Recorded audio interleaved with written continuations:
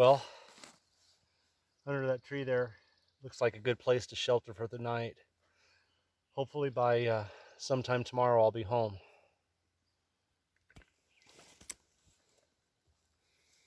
Hey everyone, Dan at Ochiko Bushcraft. Well guys, today I'm out here doing video number 3 of my bug out get home bag field tests. Today I'm testing shelter.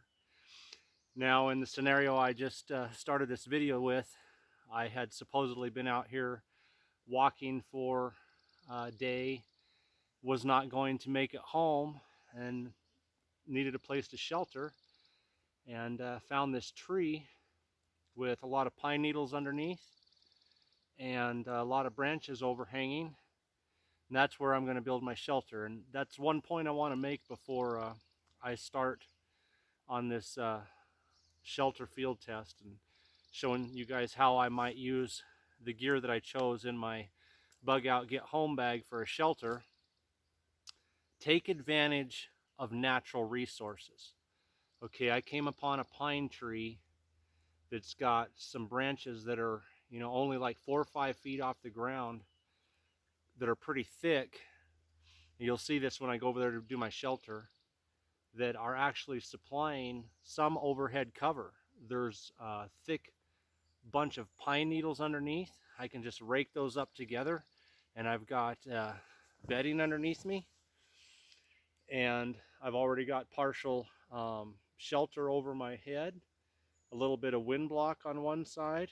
So I'm taking advantage of my natural surroundings. So if you guys remember from my loadout on the bug out get home bag, the items I chose for my shelter kit were a heavy duty reflective blanket, camouflage on one side with the bright foil on the other. I have a snug pack jungle blanket, which is windproof and water resistant. I've slept in these before out here in the woods, and you want to keep them away from a fire or they'll melt, but under other circumstances they're very warm and very comfortable. I have tent stakes for putting up my shelter, 55-gallon drum liner, ridge line already made up and ready to go depending on how I decide to rig this heavy duty blanket up.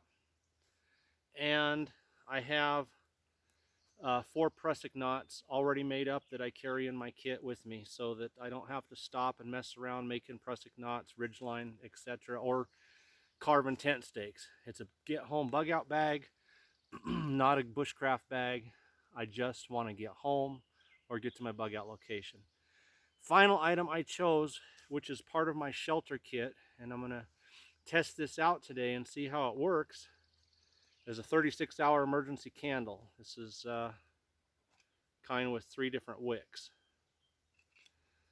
So I'm going to walk back over here to that location and take you guys with me, and we'll try some of this stuff out. We'll set it up and see how it would work, and show you guys how I might use it if I really was having to stay the night here under that tree tonight.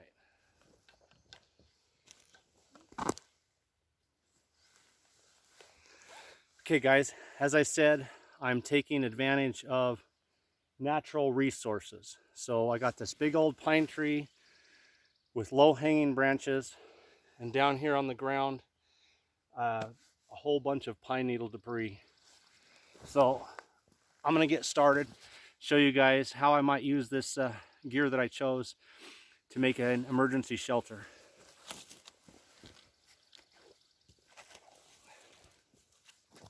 Okay, first thing I'm going to do, I'm going to make a plow point type or diamond shelter out of this blanket. Now, it's real common to run these off of a ridge line, but what I've found more beneficial, that gives me more cover and more shelter, is to run this right off of the tree itself.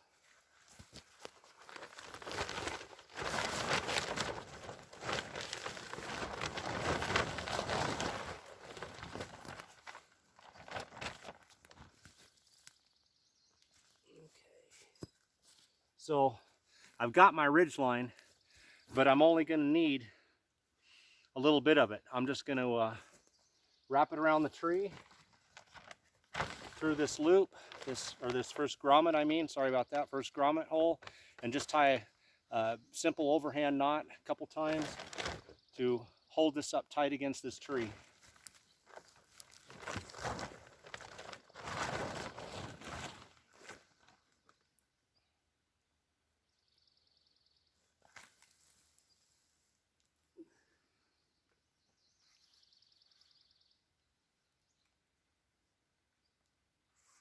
That right there will work just fine.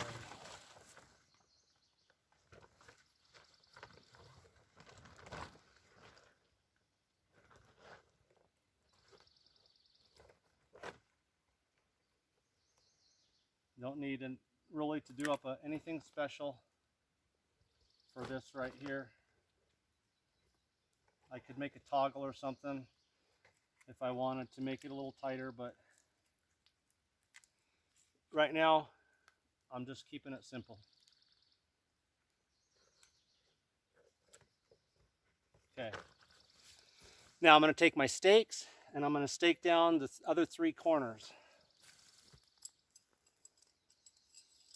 And I got 3 of my prusik knots that I have made up. I just carry those with me again so that I don't have to stop. And I might need my cordage for something else later on, so I don't have to cut any cordage. These are already made. Stakes are ready to go.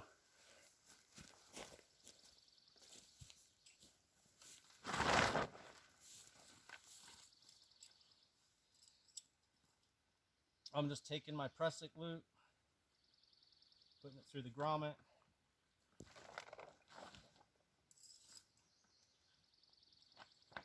And staking that down.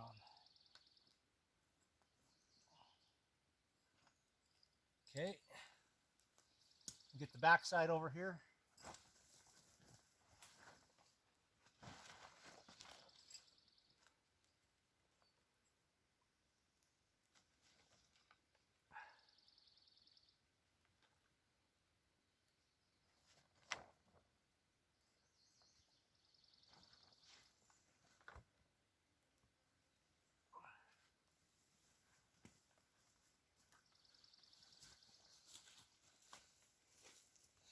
And last one. And again, I'm just taking the prusik loop, putting it through the grommet, and then fasten it on to the tent stake.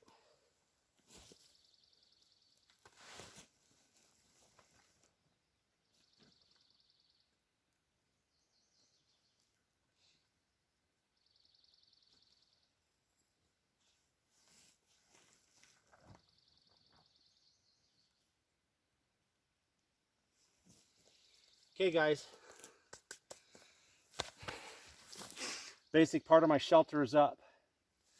I've got protection from the rain overhead, partial protection from this thick covering of branches which goes up much higher than you can see, and then full protection overhead by getting under the blanket. I have, and I'll show you guys here, a thick layer of pine needles. Look at that.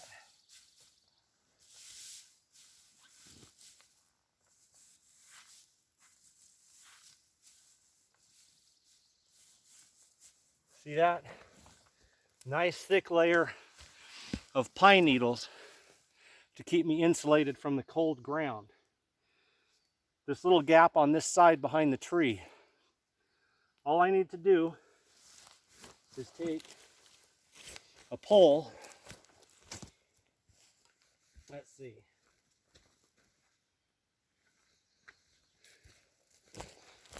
Take a branch, just a fallen branch like this.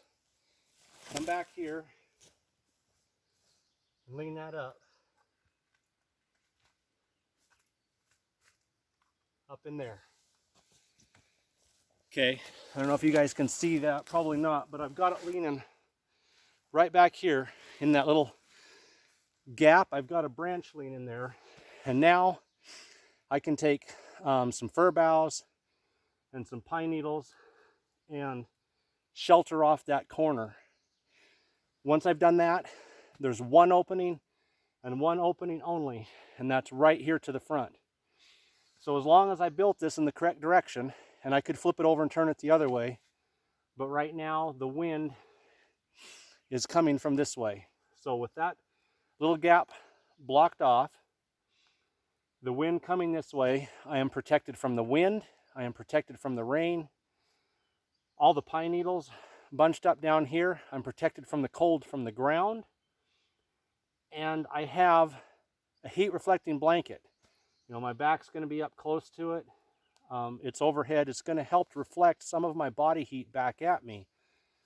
Now, depending on the situation, I might be able to get a fire going right here. And I've done this exact shelter with a fire out in front of it. And the heat gets caught up under that blanket and reflects down on me. And I'll tell you what, even on a cold, snowy day, it can get too warm in there. I mean, it is amazing. But we're going to assume, hey, things aren't quite right in the world, which right now is very true. So I can't have a fire. Okay. Now those pine needles I raked up are a little damp. A couple options here. It's 55-gallon drum liner. I could fill all those pine needles into this and make a mattress. Only reason I'm not is I didn't have to pack them back from anywhere. There's already a huge assortment under this tree. If I had to pack them back from somewhere, I would use this bag and then probably just leave them in the bag and use it for a mattress. But because the pine needles are damp, I'm going to go ahead and lay this out on top of the needles so that when I lay in there, I stay dry. And then I'll have the insulation of the needles underneath me, keep me off the cold ground, and the bag keeping me dry.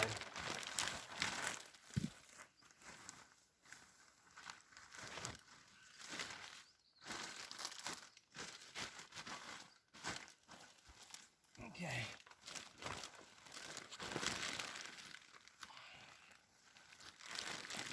And as I said, where I stand the night out here, I'd use fir boughs and pine needles to block off this little gap right here.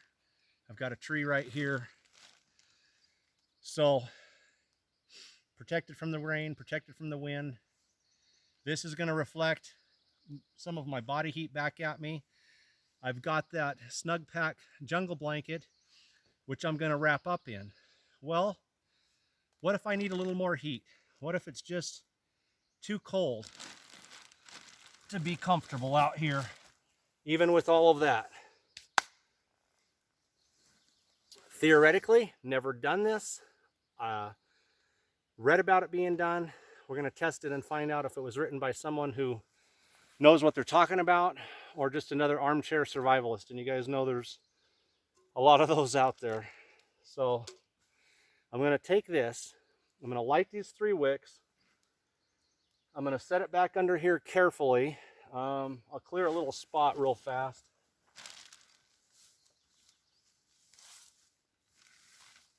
Okay.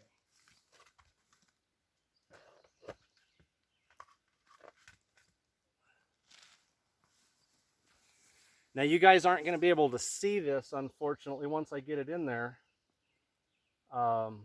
because I'm going to lay it on the other side of me. What I want to do is I want to light a couple of these wicks. I think I'll light 2 of them to start with. I want to set it on the other side of me so it's between my body and it's between the reflective side of the blanket, with the idea that the heat coming up out of this candle will reflect off of the blanket, reflect back onto me, and give me a lot of warmth. So, you know, this is what it's all about, guys. Again, and I've mentioned this in previous videos, I hope you'll forgive me, and it doesn't sound like I'm harping on it, but you've got to test your gear. So often people will read a survival book or watch a survival video. It'll say this is what you need in a kit. They'll put together their kit, they'll throw it in their vehicle or set it, you know, by the front door. That's it. You got to get out here and you got to test your gear. You got to test your skills and your knowledge and find out what really works and what doesn't work. And don't just test it on a nice sunny afternoon either. It's been raining out here all night long, and you know what? The ground, all these pine needles and stuff are wet, and it's a good opportunity for me to test this out. So let's light this up, see what happens.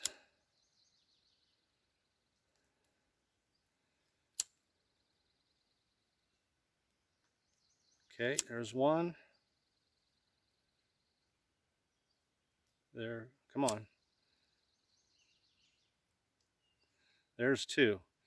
Now I've got a third one to increase the heat, but I'm going to try this with just two to start with. So guys, bear with me because I'm going to have to lay in here for a minute or so to see if this is going to work. I'm going to put it over here by the reflective side. I'm going to lay down and curl up for about a minute and see if I can feel heat beginning to radiate. So please just bear with me.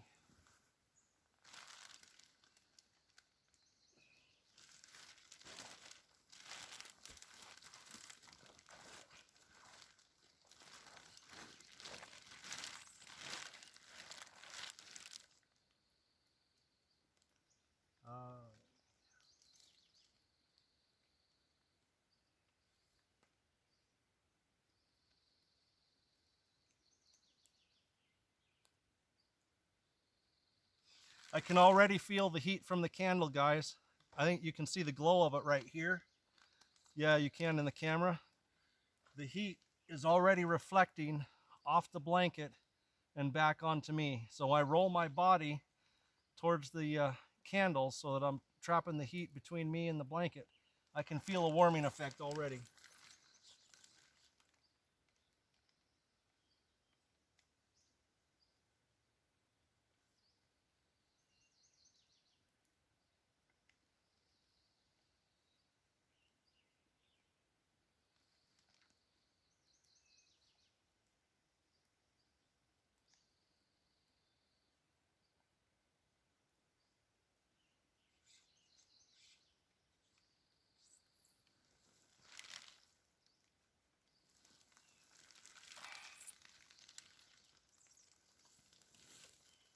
So guys, it works. And I used two of the candles. I could have used three and got myself more heat. I'm going to blow these out because I want to save this for the real situation. This is just the Coghlan's 36-hour survival candle.